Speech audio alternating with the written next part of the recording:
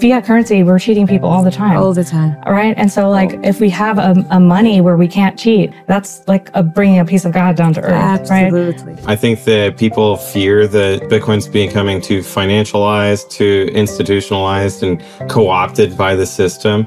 But I really see it as the opposite. A lot of pension funds in the United States are underfunded, and they're not meeting the return goals that they need to actually pay for people's retirements. When you have a known monetary policy, a known supply where the unit of account is stable, right, you can actually make decisions. Some people think it's Beanie Babies and tulips, and so they think it's going to go to zero, and they're entitled to that opinion.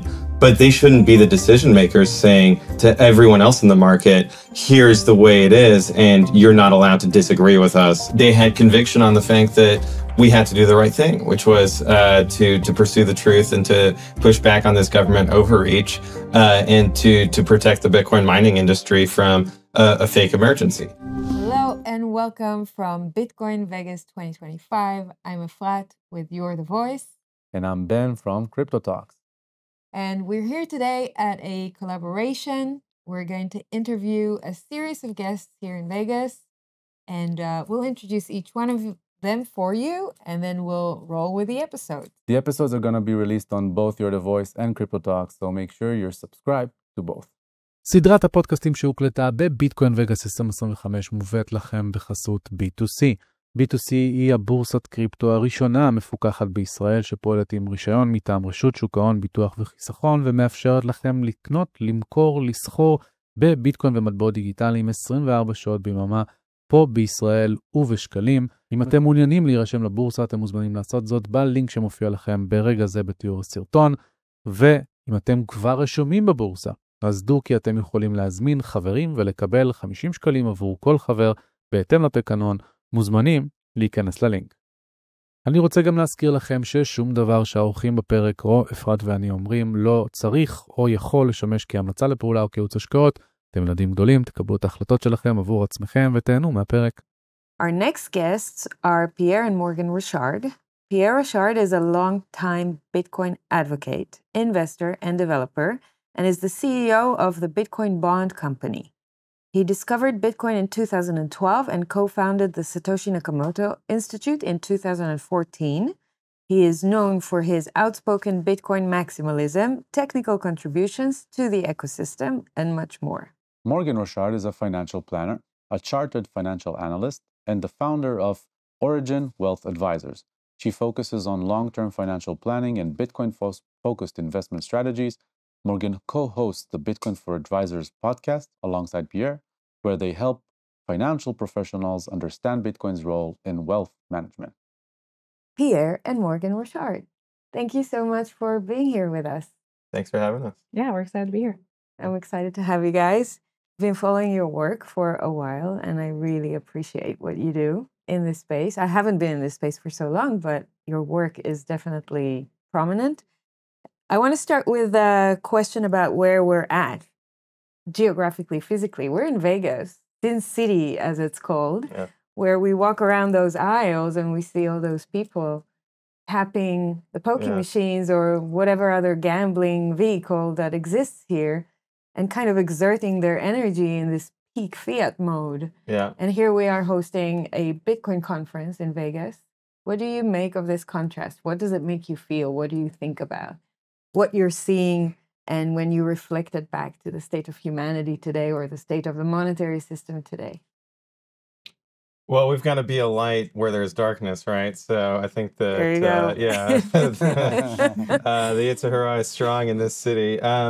But it's also, it has a lot of beauty as well, right? So, and a lot of good friends have flown in from all over the world. And it's really, I think, very important for Bitcoin, this digital electronic cash system that is a very decentralized community, to have opportunities like this to come together, to see that there's really humans on the other side, and that we're all really passionate about this movement. Yeah, definitely. To piggyback on that, I mean, it's hard to see the stark contrast, and also to recognize that the place that we're in is like kind of built on the backs of people who have lost so much by coming here, and it's like such an amazing place when you look around. I mean, there's deep beauty here as well. The hotel is beautiful. They've set up all these different places where you can just feel like you're in a different area, right? I mean, we were walking around the little Venetian garden area last night, and they have the canal and everything. You just like you can't even believe that this much could be built. But also, like when you have that side by side with like a new monetary system, the hope that brings, that like things would change, that people can value their money in a way where maybe they wouldn't want it to sit at a place like this and just gamble it away, right? Maybe they would want to have some long-term savings and see this as like some entertainment that they have a small budget for, rather than it being like them gambling because they Their have to only get hope. Yeah. because they're trying to escape this fiat life. So Absolutely. I don't know. I wonder like what the future of places like this will be, right? Maybe it'll be a better future where it could just be like a nice place where people go, where it's not so sinful and overrun by just negative forces and so forth, and where it could be somewhere where all this beauty can be something that everyone can really take in, and maybe it could even be a family place. Who knows? Absolutely. Absolutely. Beautiful. So we're filming this in the last day of the conference, and I wanted to know, what are your key takeaways so far? 35,000 people came here, many big names. Share with us, what's your thoughts? Yeah, I think it's interesting to see that the addition of Wall Street and of nation states, I think, doesn't take away from the individual growth, right? So there's still lots of individuals who are new adopters learning about Bitcoin for the first time and jumping in. And so I think that people fear that Bitcoin's becoming too financialized, too institutionalized, and co-opted by the system. But I really see it as the opposite, that basically there's a Greek myth of the ship of Theseus, which is a philosophical question of, if you replace every piece on a boat, piece by piece, is it the same boat afterwards? And I really see us essentially taking every piece of the fiat system, and little bit by bit, we're replacing it with Bitcoin to upgrade the system, to fix the system, rather than to destroy or to like cause problems. So I think that's in stark contrast to what I thought about before I learned about Bitcoin. I was very much into gold and silver, and I thought that the dollar was going to collapse and that it would cause, then people would adopt gold because of that kind of doomer mindset. Peter Schiff, is that you? Yeah, exactly. But with Bitcoin, it's not the Titanic. It's like we're upgrading to a nicer cruise ship, and we want to build bridges and meet people where they're at, because at the end of the day, Bitcoin's architecture, the decentralization, that cannot be co-opted just by the nature of being open source and permissionless. It is for everyone, including banks, insurance companies, corporations like Strategy, or even the U.S. government's strategic Bitcoin reserve. And it doesn't change the fact that normal individual plebs can also go buy $20 worth of Bitcoin and put it on their hardware wallet.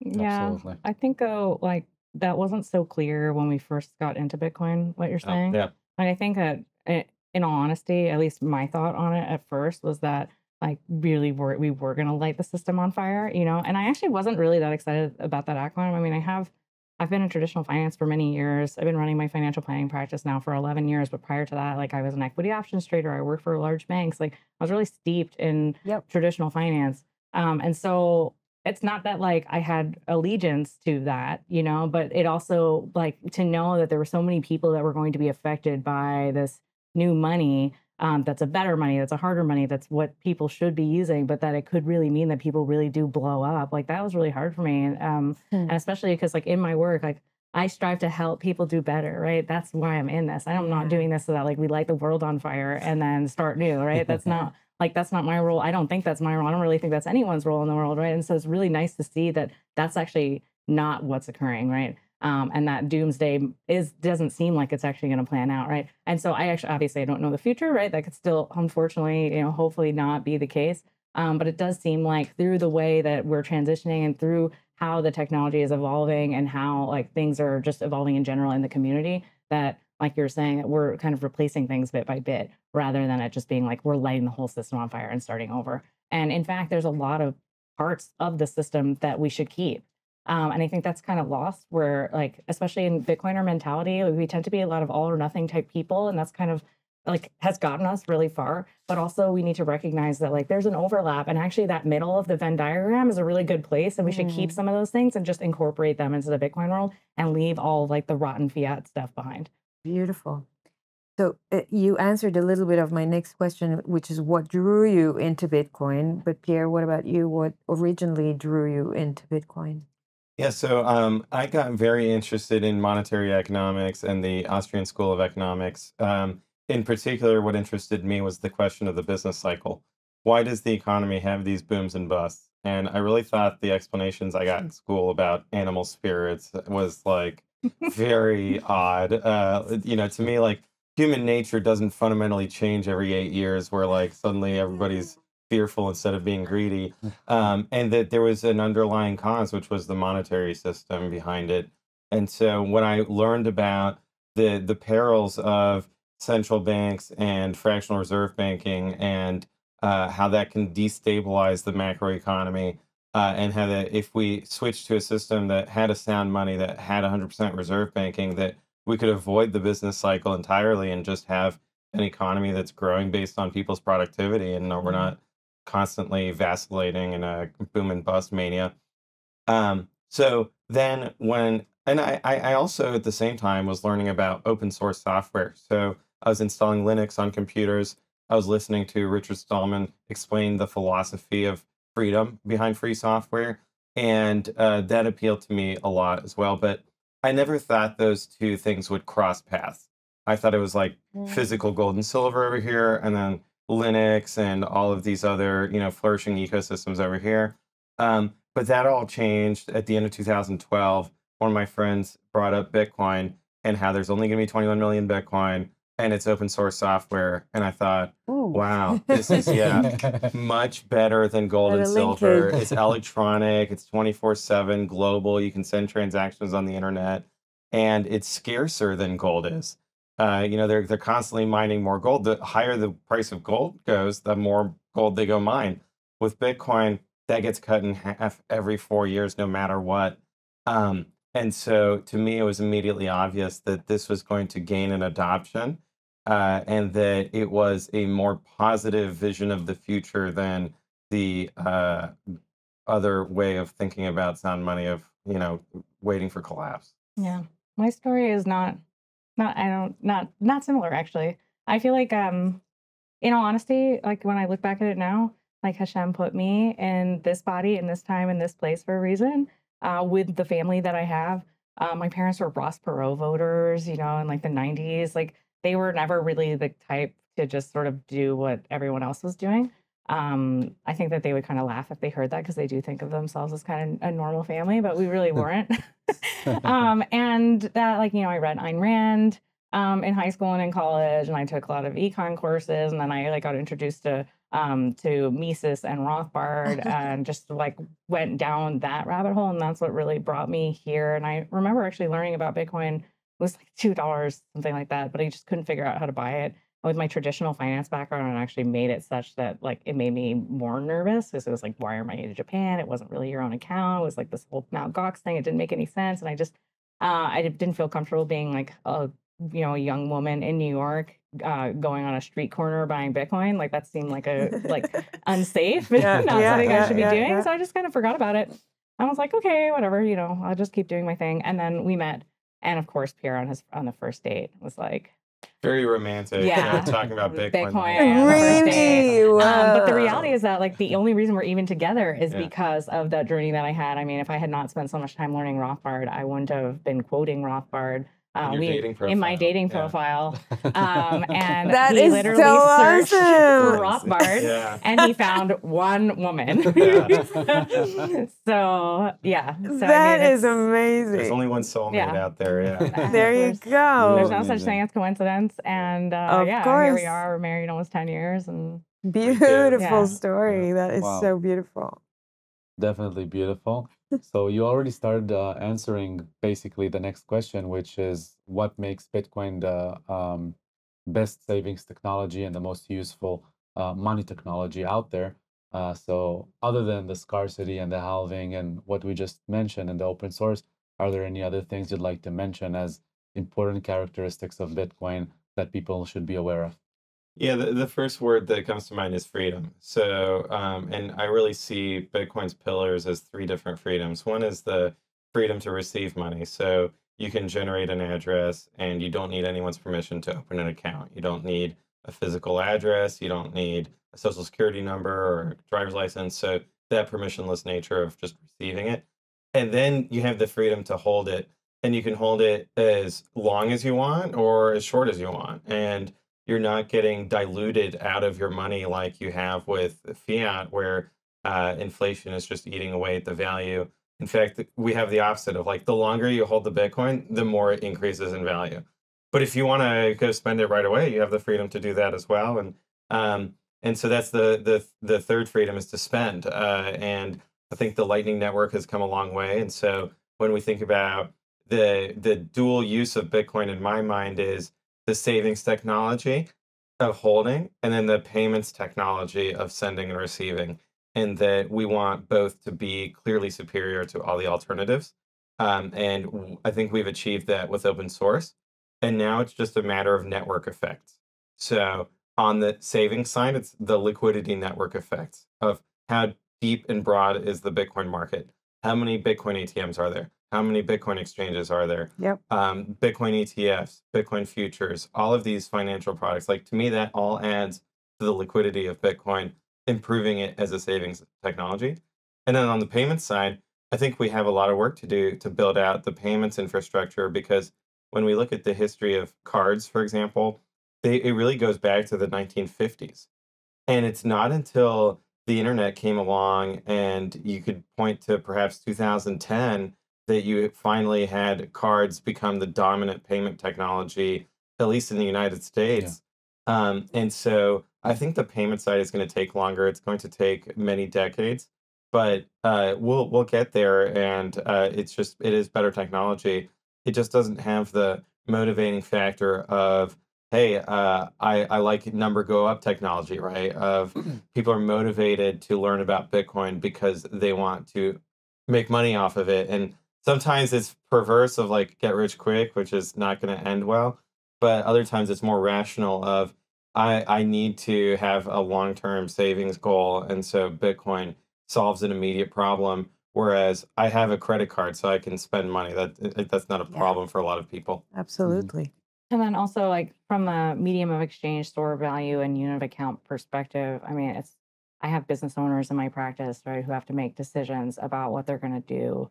And they don't know what interest rates are going to be like. They don't know what inflation expectations are going to be, especially right now. Like, we're using all of these different assumptions and building out these models of like, this is, base case, worst case, best case, and it's very difficult to make business decisions, right? It's really difficult for individuals to make just decisions in general, right? There are a lot of people out there that are terrified of investing because of what's gone on in the fiat system. Absolutely. Not just them, also the banks themselves. When Jerome Powell says on the one day we will not increase interest rates, and then 6 months later he goes kaboom. Yeah.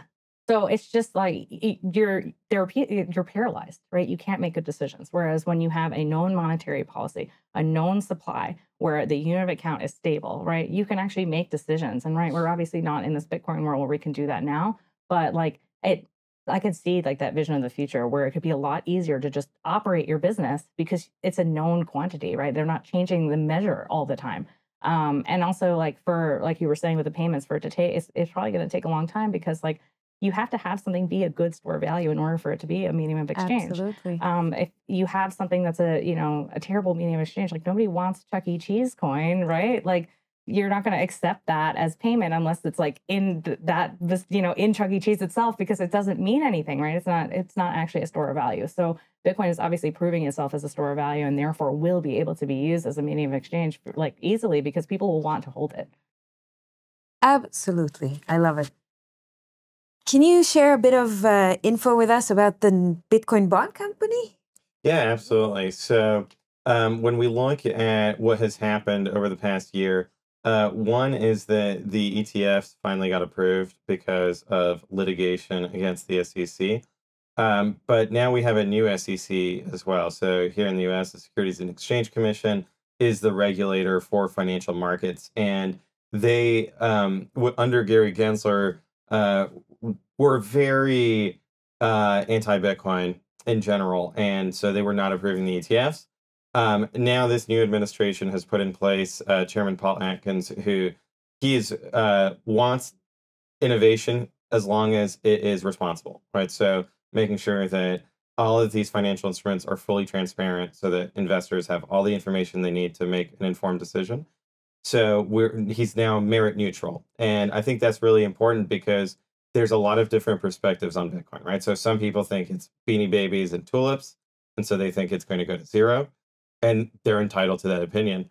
But they shouldn't be the decision makers saying to everyone else in the market, here's the way it is, and you're not allowed to disagree with us. And so the second part is that there are lots of institutional investors who have a mandate to invest in credit. So ever since 2008 and Dodd-Frank, the banks have actually been very limited in their ability to extend credit to the economy.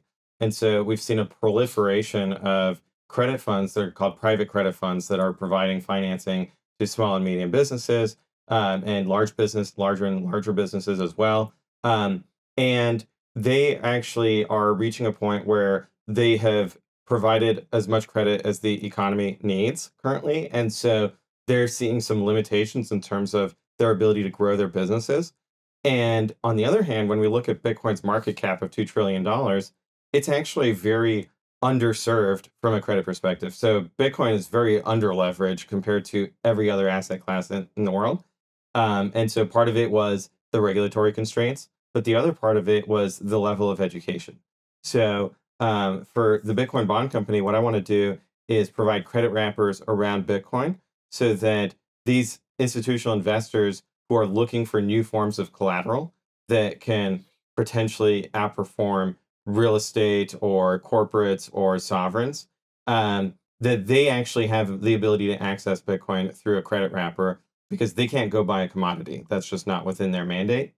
And then also providing risk transfer within that, because there are credit funds that are more conservative, which might be, for example, for insurance companies or endowments or pensions, where they're ruled by a committee. So an investment committee has to come together and everybody has to agree to the investment. And sometimes it can be challenging where you might have one or two Bitcoiners on the investment committee, but they need to persuade 3 other stakeholders that might have a very different view on Bitcoin, right? And so they need to have products that are less risky than spot Bitcoin, less volatile. And on the other hand, there's, for example, global macro hedge funds that want to go leverage long Bitcoin in a way that is very institutional. So using the custodians they're comfortable with, using the trustees they're comfortable with, and not going on an offshore exchange or using exotic derivatives, right? They want something that is tried and true. And so developing structured financial products for those two different demographics so that on both ends, they're able to access Bitcoin and ultimately meet the expectations of the investors in those funds. Because when we look at, for example, teachers and firemen that are putting money into their pension fund for retirement, a lot of pension funds in the United States are underfunded and they're not meeting the return goals that they need to actually pay for people's retirements. And so on the insurance side, likewise, we've seen natural disasters like the fires in California or hurricanes in Florida, where you really do need to have an asset base that has growth in it. If the assets backing these liabilities are not growing sufficiently, then we're going to have a lot of problems going forward. And so it's very important for those portfolios to be able to integrate Bitcoin. And as Bitcoiners, for us to help them on the education side and meet them where they're at, right? Because it's not going to work to go in there and say, hey, you need to set up a hardware wallet and multi-sig and, you need to go on an exchange so treasure maps. Yeah. Some government official can go find the hardware wallet when it's the time. They need the products and the governance framework around it that fits their worldview. Mm-hmm. So what's the status now with the company? Is it already up and running? So I announced it a couple months ago. Congratulations. And thank you to plant the flag and start that education process. So we're still very early, but on one hand, things happen quickly in Bitcoin, but in the world of institutional finance, it's a long process of developing relationships and developing the education. That's super cool. Amazing. And, if some of your audience in Israel listens to this, like decision makers, politicians, regulators, please take some wisdom and example from what's happening here and is not happening in Israel. Like charitable organizations. I mean, there's huge Jewish organizations that have, millions of dollars under management. And they're, I know of a lot of these, like Megan David Adam, like they're doing amazing things. They have a huge endowment. Like, I don't know how they're invested, but like, I can't imagine that it wouldn't be worthwhile for them to put Bitcoin on their balance sheet. Like, how many more people would they be able to help and serve in the community if they would just take a look at this? Yeah. So it's not just for the nation states, right? It is also ultimately for the individual. And when we're in this position where, like, if we really want to help people and we want to have the funds to be able to do that, like, we need to really reconsider like how we're storing our money. Absolutely. Thank you. And when it comes to Israel, obviously the financial institutions are way, way, way behind. So a lot of work to be done. We sometimes lose hope, but no, don't let's be optimistic. So it's actually, there's interesting Torah sources for it. Like, Bitcoin is like rooted in Torah.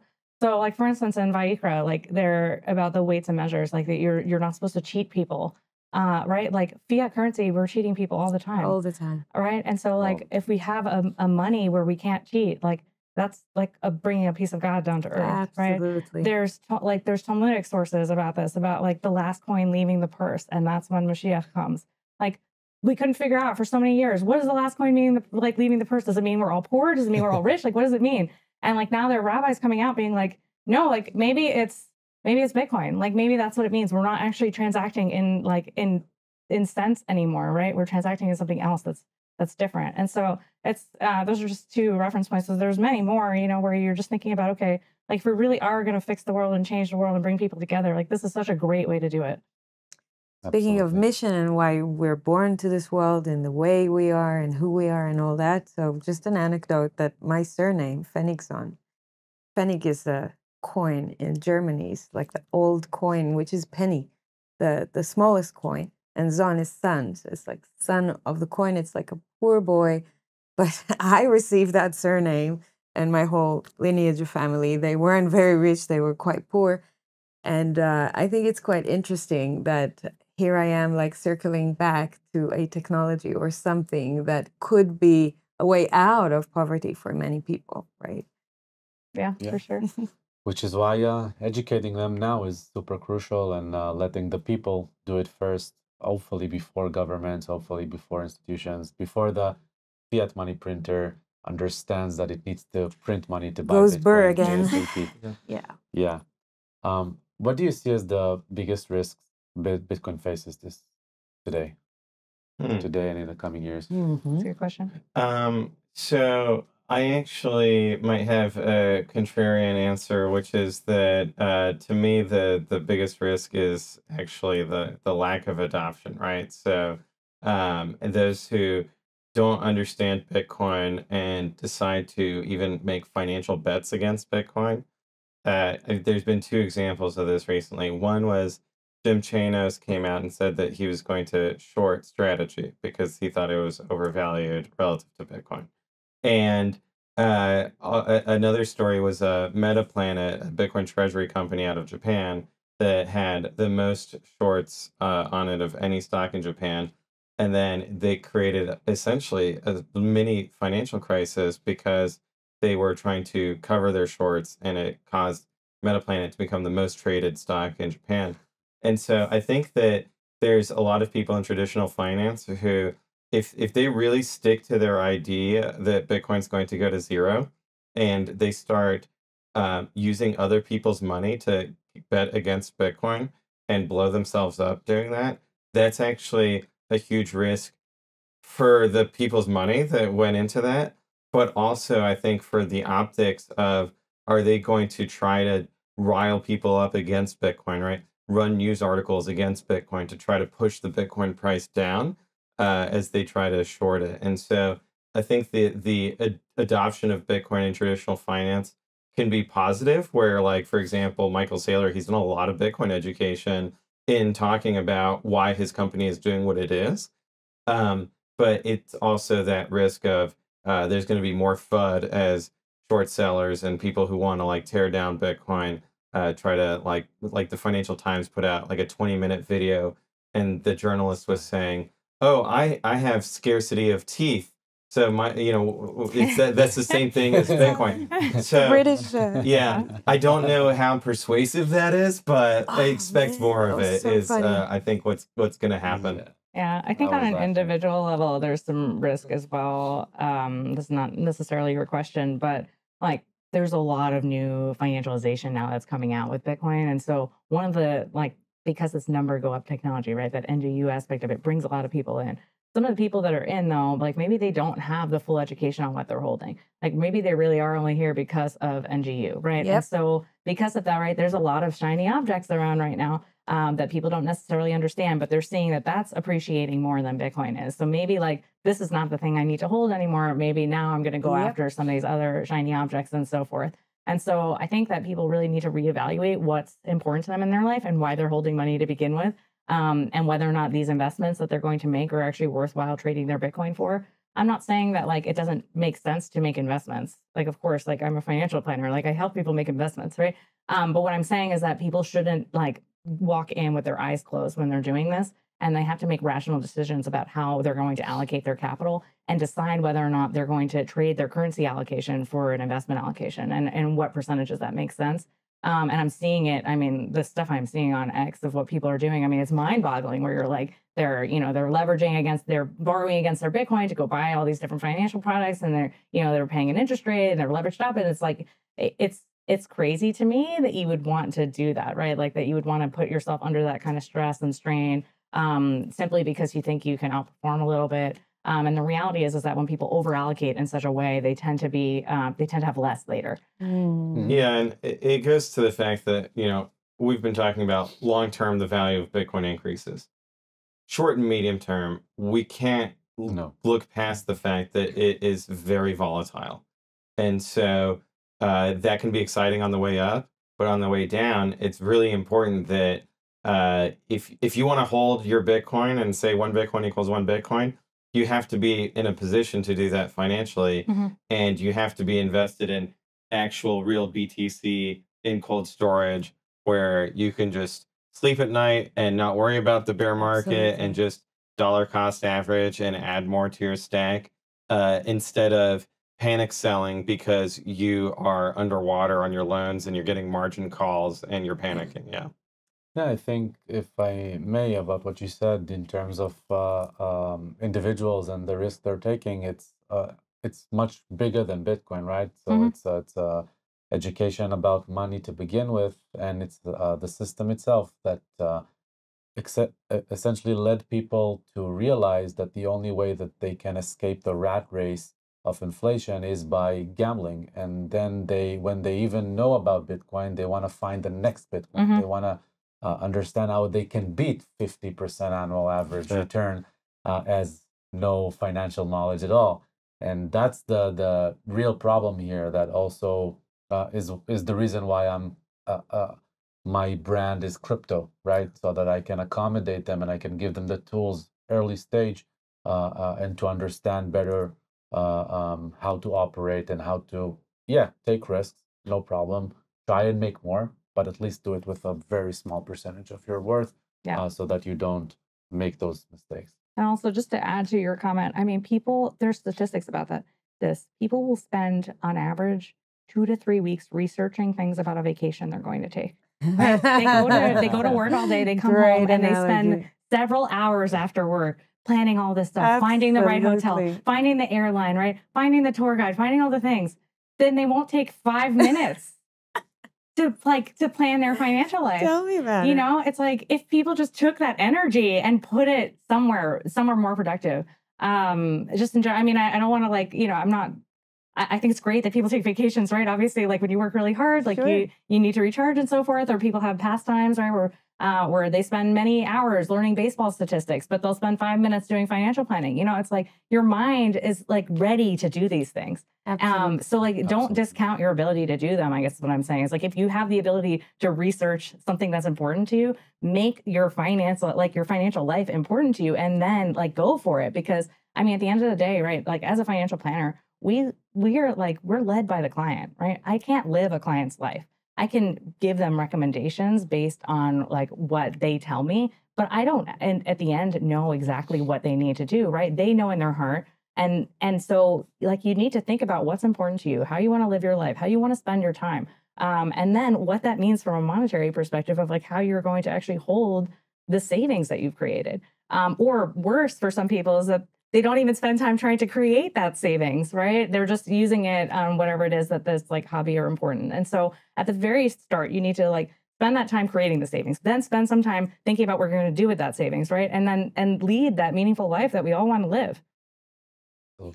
Amen. Okay, going back for a second to what Pierre said about shorting Bitcoin. So not long ago, you were leading a very good fight, and I was right behind you, rooting and also giving you some ammunition when XRP was Yes. Thank you The for that. XRP Yeah. army. I love the XRP was support because shorting they're Bitcoin vicious. Yeah. up there in the White House, or Yeah, trying to yeah, anyway, Yeah. trying to really go against Bitcoin as a strategic reserve, Yeah. right?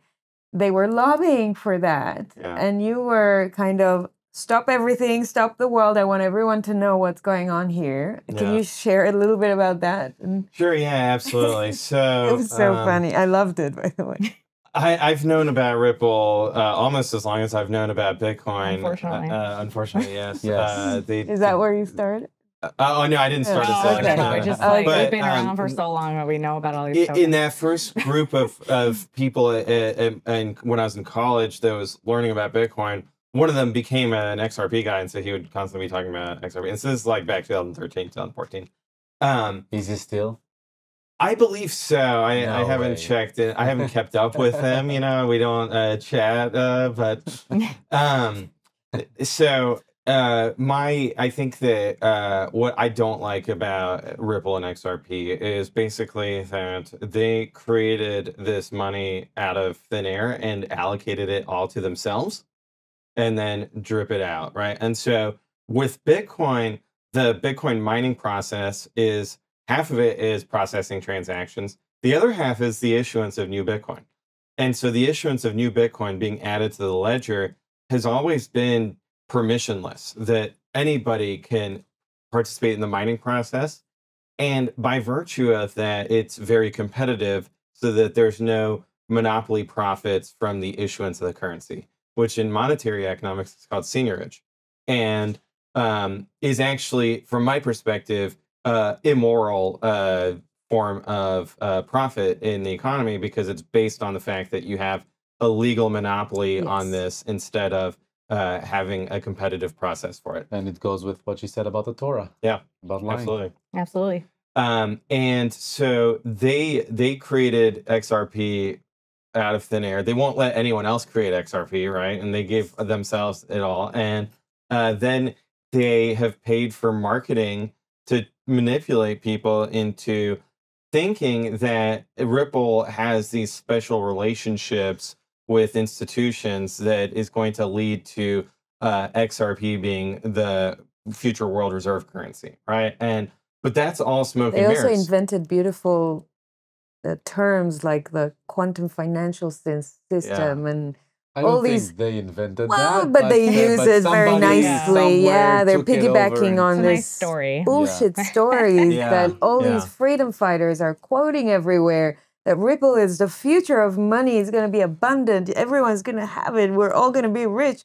The banks are going to work for us. Like all these things related to the Complete XRP nonsense. army. Yeah.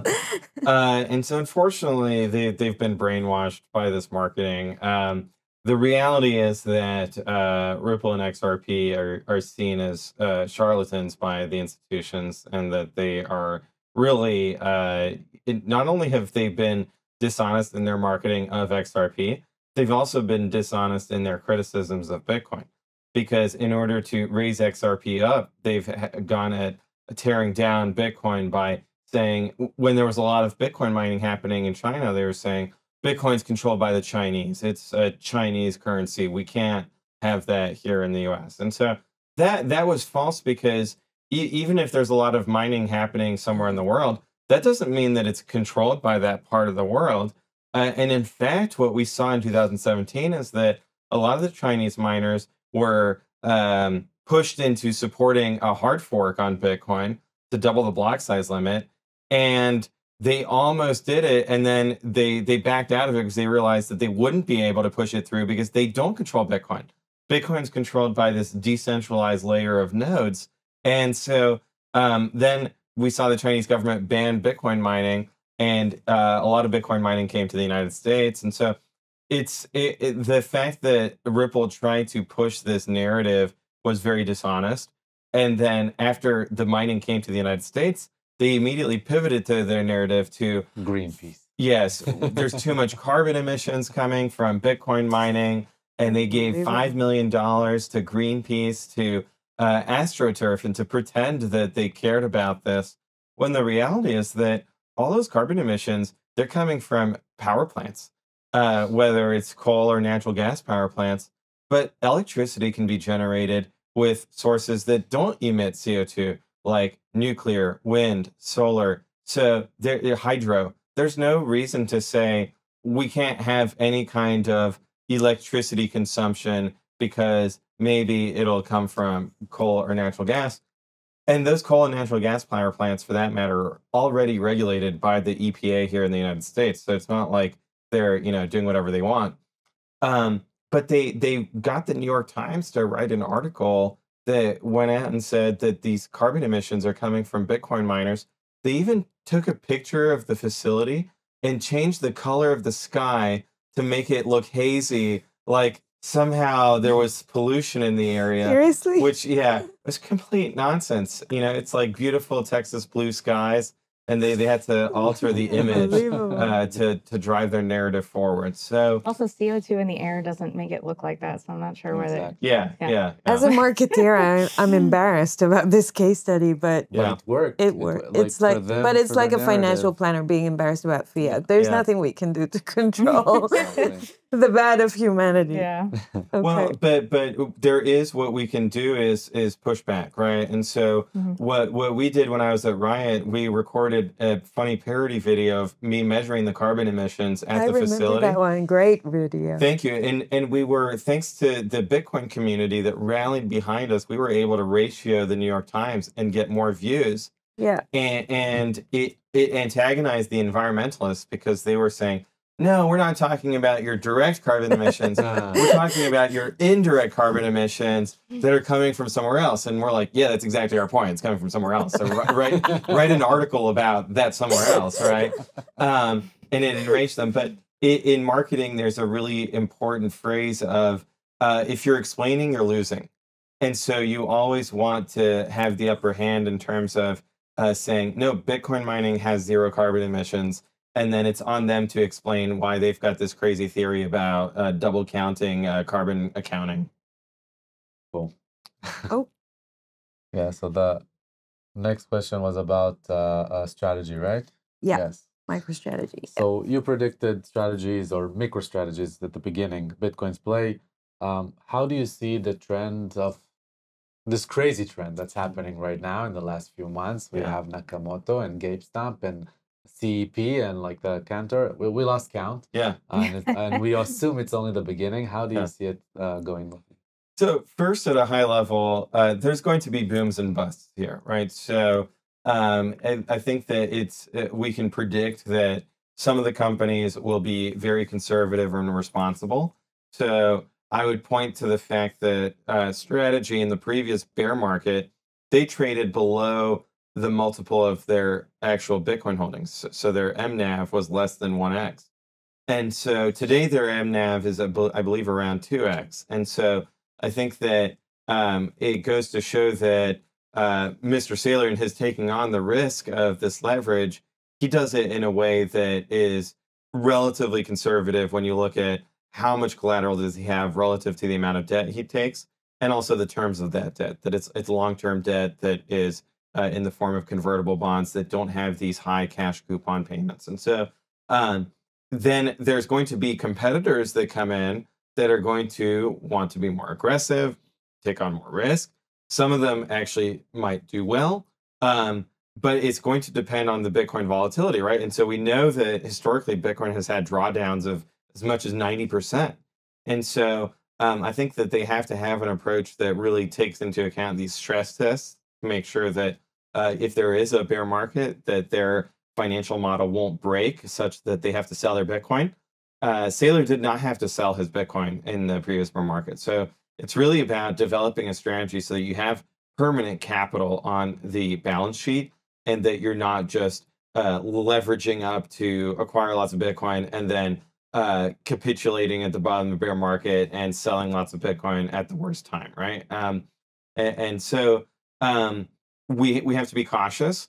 I also think that the fact that it has grown so much over the past 6 months reflects an economic reality, which is that there are lots of equity market investors who not only want to have exposure to Bitcoin in the form of, for example, the ETPs, the ETFs, like BlackRock's IBIT. It has been the most successful ETF launch in the history of ETF products. And so clearly there's equity market interest in spot Bitcoin financial exposure. There's also, I think, interest in leveraged long Bitcoin exposure through these equities. And so these leveraged Bitcoin equities, I think, are going to, they have access to financial instruments that normal retail investors don't have access to. And so, as an individual, you can't go issue a convertible bond, right? And so I think that because of the economies of scale, they are able to get better terms on their debt than retail investors are able to, if they just have Bitcoin in cold storage. Yeah. And so, but they still have to keep in mind the risks, right? So greater leverage means higher potential return, but also higher potential risk. And so I hope that, people are reading the 10Ks, reading the 10Qs, making very informed financial decisions if they are choosing to be involved in that. And if that is not something they're interested in doing, I hope that they stick to spot Bitcoin and cold storage and that they don't buy products that they don't understand. I also think it's a good segue, though, for companies who maybe wouldn't become Bitcoin treasury companies where they're issuing debt to go buy Bitcoin, but for companies where, like, maybe they're distributing a dividend, or they're thinking about a share buyback or other strategies because they don't necessarily have something to do with their cash. Right now, they have another alternative where they could just put Bitcoin on the balance sheet for the company. Yep. They don't even have to lever up to do it. Some of them just have a lot of cash.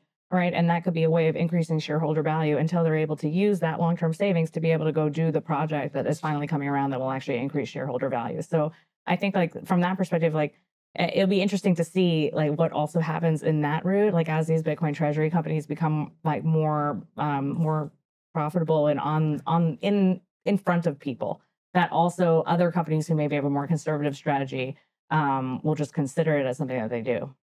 And companies, like, fundamentally what they're trying to do is have a higher return on invested capital than their cost of capital. And so right now we're in a stage where there's lots of possible disruption from AI, from tariffs, from any number of other factors that create uncertainty, where companies don't know how to invest currently, or the opportunities they have for investment are just very low return. And that's where they need to look at alternatives like Bitcoin. So I think that that's going to continue to drive corporate adoption on the balance sheet side. And that leads me really well to my next question to you, Morgan. More for the individuals, how should people be managing their wealth, taking Bitcoin into account when building their investment portfolio? At least for main types of audiences like young people, or I don't know, the mid-level, or even people who are retiring. Yeah, definitely. So there's this concept called asset liability matching, and it's a really fancy way of saying what short-term should be matched with short-term assets, like short-term expenses. So for instance, like your emergency reserve, right? In case, God forbid, something happens, you want to make sure that you have some money so that you can pay medical bills or replace the hot water heater, or you, God forbid, lose your job or somebody gets sick, right? That you have the ability to pay for things. Then there's also just better short-term goals that people have that are not like these uncertainties that are like, we want to have a baby and we want to have some extra cash around for that. We want to buy a home. We want to start a business, right? These are like the lighter side of why you would want to have extra cash around. And so these are short-term expenses that are coming down on the horizon, and you want to match a short-term asset with that short-term expense. But on the longer-term side, right, things like retirement, paying for college for young children, right? It's a long time horizon. Being able to provide for maybe aging family members, right? Maybe they're younger now, but like maybe you need that money in 10, 15, 20 years. So there are ways to sort of match like that long-term need with a long-term asset. And so what we do in our practice is we help people decide what's short-term for them, what's long-term, what they want to prioritize on the short-term, and then what is a priority also on the long-term. And then we match their currency allocation with that. In addition to that, then you have to think about, okay, do I want a currency allocation or do I also want an investment allocation? And so when I use currency allocation, I'm literally saying, do you want to hold like fiat cash and Bitcoin because like that makes sense for your situation? Or do you want to hold like fiat cash for the short-term bucket? Do you want to hold Bitcoin for some of the long-term bucket and other assets, right? This is all going to be very dependent on who the person is, what their experience with Bitcoin is, what their experience with other financial markets are, what their risk tolerance is, right? There's a lot that's going to play into how they decide what their long-term strategic goals are and how they're going to fund them. Mm-hmm. Wonderful. But everyone should have an exposure at this point, right? Like Bitcoin is really for everyone. I actually, I had, well, it's Israeli TV, so I guess it's fine. Well, his is, mine's international. Oh, okay. So I had what's called the CFP. It's a Certified Financial Planner designation. I've recently let that one go. I have like on my website, I cater to Bitcoin clients. And I'm also part of a directory of other Bitcoin financial planners. There's like 5 of us, you know, we're all on there together, where people can just, you know, they can type into like with SEO, they can type in Bitcoin financial advisor or planner and we come up. So the CFP found us through that, and they sent us all letters, just being like, we were opening an informal inquiry, so not an investigation, nothing bad, just an inquiry, just see what you're doing, you know, not nefarious, don't worry about it. But it was. They had an interview with me, and they held my feet to the fire because they were like, this can't possibly be for everyone. But the reality is that it is for everyone, right? There's a position size that makes sense for everyone. And so when we're in this interview, they're giving me all these different, you know, like this scenario, that scenario, this person, they're making up people. And the one that really got me, which I laughed about, they were like, well, there's a guy, he's 65 and he's about to retire. Surely he shouldn't have any Bitcoin. And I was like, is he going to drop dead in this scenario? Is he going to live? Like how much, you know, like actuarial assumptions have him living at least 85, you know, like he has a long time horizon. He should have some Bitcoin. And the guy thought about it and he's like, yeah, okay, that's fair. You know, Bitcoin's only 16 years old, so you know he's got 20 years to live. Like it's going to increase in value. It's like, why wouldn't you have that? So, anyways, it all ended up being fine, whatever. But I just was like, I don't want to deal with this anymore. I'm gonna let this one go. But all to say that like there really is a place for this in everyone's portfolio, even if you're living paycheck to paycheck, right? You can find a way, save $1 a week. Right. You can't like get one less piece of gum, you know, like figure out a way to just have something. You know? Bitcoin's divisible, right? You can buy a fraction of a Bitcoin. There's no reason to think that you need to save up $100,000 before you buy it. Yeah. Awesome. So we're coming close to the end, but we have 2 more questions. Pierre, this one is for you. You spent many years in Riot, and you were the head of research. What is your most memorable research and your key takeaways from working? Yes, my most memorable research, aside from the video that we already discussed. Elizabeth Warren, Senator Warren, she had the Department of Energy put out a mandatory survey for Bitcoin miners. And that as part of this survey, they wanted to collect the information of who is selling electricity to us, who are our electricity providers. So that then she would be able to give that information to activists to get those contracts canceled through activism pressure. Are you serious? Yeah. So when the news came out, my first instinct is, you know, as a Bitcoiner, I want to find the source code, right? I want to find what is the primary material that is driving this is it works its way through the bureaucracy of the federal government. So I find the Office of Management and Budget that had to approve this survey before it went out, and their explanation for why they're doing this, their official explanation. And I noticed that they were skipping a step, which is public notice and comment, where before a survey goes out, you actually publish the survey and you ask for feedback from the public so that they can improve the survey and take into account that feedback. And then if they don't take into account the feedback, they have to explain why they're not. And that's a really important check and balance on the administrative state to prevent the bureaucracy from growing out of control. They skipped it, and the reason they cited was that there was an emergency. Which was what? What was the emergency? The emergency was that the Bitcoin price was going up. And that as the Bitcoin price goes up, we're going to use so much electricity that it's going to crash the grid. Which, yes, I had the same reaction when I read that. I started laughing. Pure comedy. Yeah. And so I go to our team, and, you know, because as a researcher, that's my role, is to go dig into the details, not just read the news article, but like, let's go find the source and understand what it is. And so I go to our legal team, and they're getting ready to fill out the survey. And I'm like, wait, well, let's pursue litigation here, because there is no emergency, and we can prove that in court. And so Riot, to its credit, the management team, you know, it's very hard to go and sue the government from a corporate perspective, that you're suing your regulator. You know, you're creating antagonism. You don't want to like get in trouble with the government. Or we draw have attention to Caitlin yourself. Long sitting here. Yeah, exactly. A couple of days ago talking about that.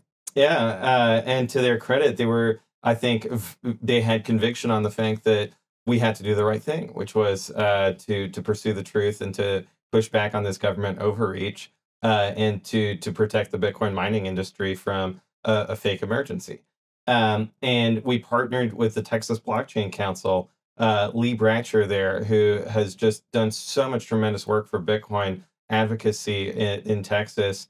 And we led the charge of going to federal court in Waco. I drove up one day, and we, in our legal brief, as you know, as in the lawsuit, we found ERCOT, who is the grid regulator in Texas, and we found a quote in there from their CEO that was essentially saying that, you know, Bitcoin mining does not present a unique threat to the grid as a load, and that it is being properly integrated by ERCOT into the grid.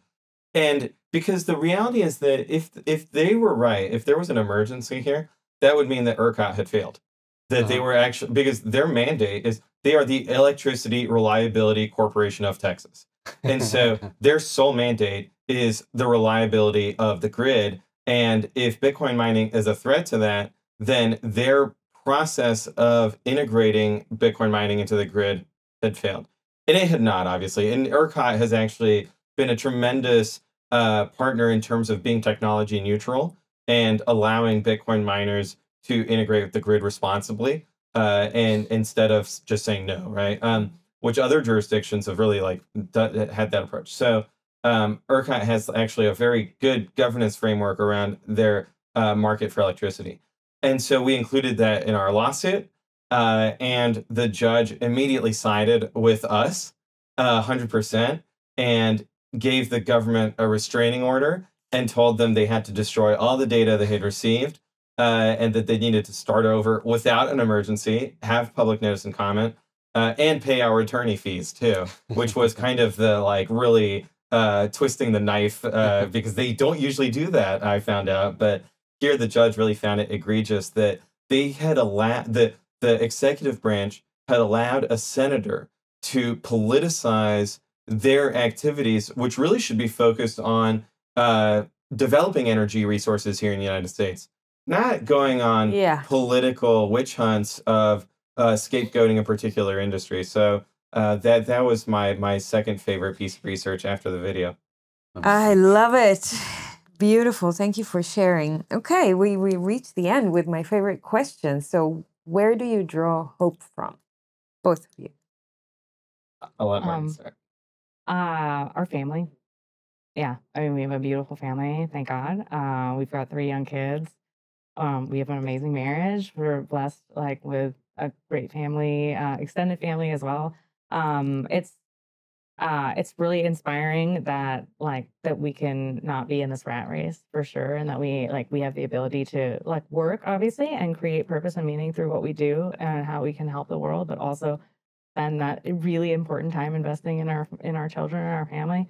And really also from God, from Hashem. I mean, I have a lot of Amunah. I've not always been a Torah scholar, and I'm by no means a Torah scholar, but I've spent a lot of time learning and reading, and it's an endless, like, I feel like Bitcoin to me felt like like a rabbit hole that you go down. Like, Torah to me is like, it's a lifetime. I mean, you can still not know everything. I draw a lot of hope on the fact that I don't have to run it all, right? Like, God's protecting me, God is with me. I can have that relationship with him, and that I can rely on him, and that's really meaningful to me, and that's just something I hope that we pass on to our children, that they also have that deep emunah and bitachon, and that they grow with that, and that they grow in their relationship with him, because ultimately, like, the whole reason why we're here, right? We're here to, like, to make change, to make the world a better place, but also to have that connection with him, and have, like, have our lives be more than just like, we're here on earth and we make money and then we die, right? Like, it's more than that, right? We were, like, elevating the material world. And so I really deeply feel that in all the work that I do. And I get a lot of hope also out of just making sure that our kids are like that as well.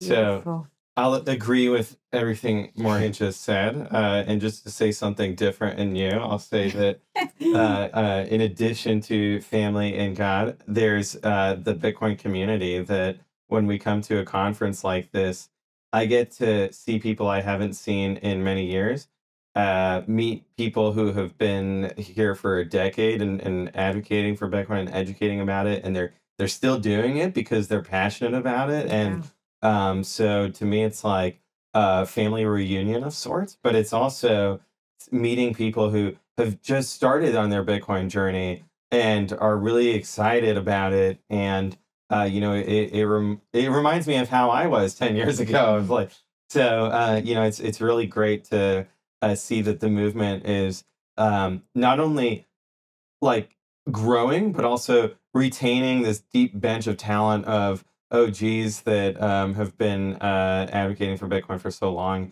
and that I just see this continuing for decade after decade, and it's just going to grow bigger and bigger. Absolutely. Beautiful. Thank you very much for Thank coming. you. Yeah, This thank has you been for having amazing. us. Thank you so much. You guys are very inspirational. I appreciate that. Thank you. Thank you.